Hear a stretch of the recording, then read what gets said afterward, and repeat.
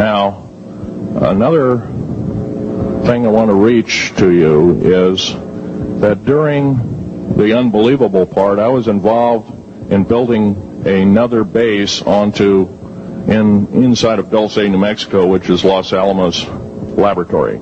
It's a biological laboratory.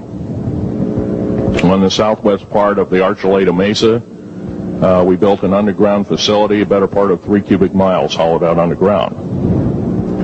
Then to the southwest of that, we were in the process of the early stages of building. We drilled 4 large tunnel-like holes. Some of them ran 2.5 miles under the surface. Number of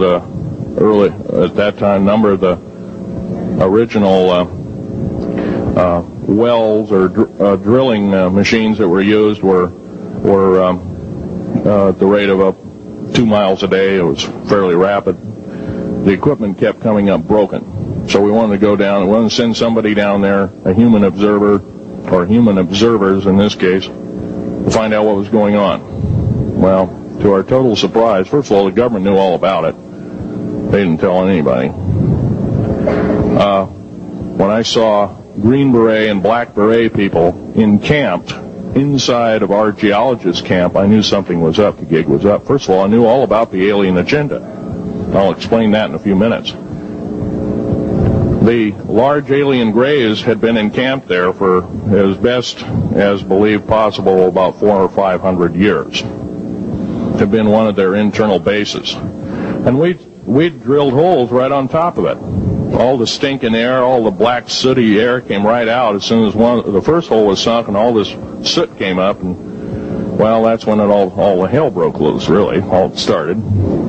Anyway, after we drilled all 4 holes, it took about 2 days to drill all 4 of them. And when you build an underground base, you drill 4 basic holes, and then you build called stopes or cross-member holes across, and then you use blasting equipment, special blasting equipment by the analyzation of the rock formation, and you literally blast out or tunnel out or deflagrate or melt rock out to build the large rooms that are required for this underground base. Well, in this process, I was lowered down the basket of one of these holes, and about from me to this elderly woman here in the front was sitting a 7-foot-tall alien gray. The stench was worse than the worst garbage can you can imagine.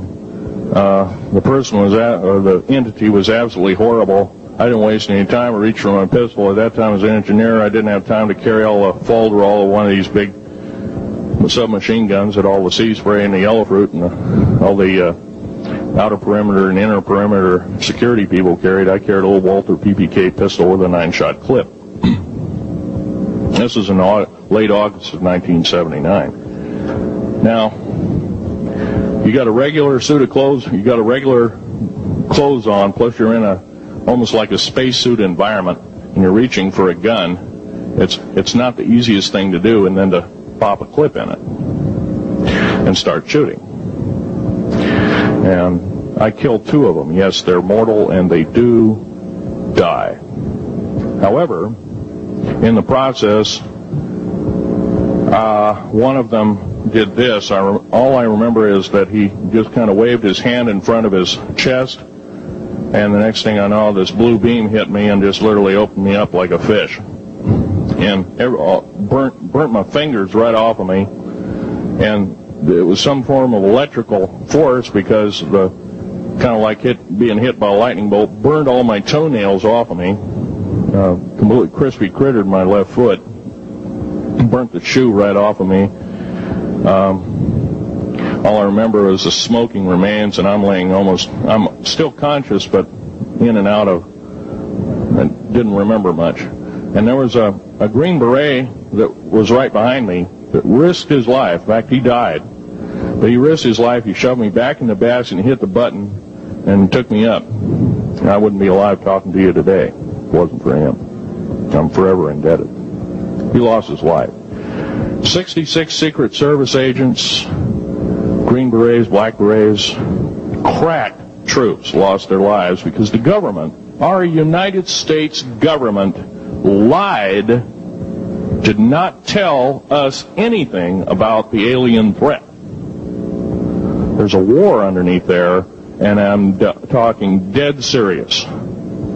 It's been going on since that time. Since late August of 1979, our military, the Russian military, basically the militaries of the world, have been in constant conflict with the outer space alien. The small gray, the large gray, the reptilians, the whole thing. There are 11 distinct races of aliens. 2 are benevolent. 1 had to leave here in a hurry because their world is under attack, both on the surface as well as underground there, the Pleiadians. They're familiar, maybe some of you are familiar with that. Would some of you raise your hands who've heard of Billy Meyer and some of the, very good, about half the group. Well, Billy Meyer is one of these lucky people that they figured, well, he's kind of a simple type, we'll show him everything. Well, these are the benevolent aliens, and they've been here helping us. In fact, I have a picture, let me reach for it here.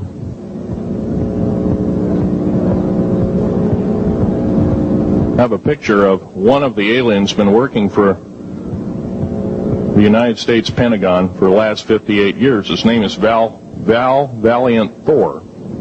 He's right here. There's my father in the background.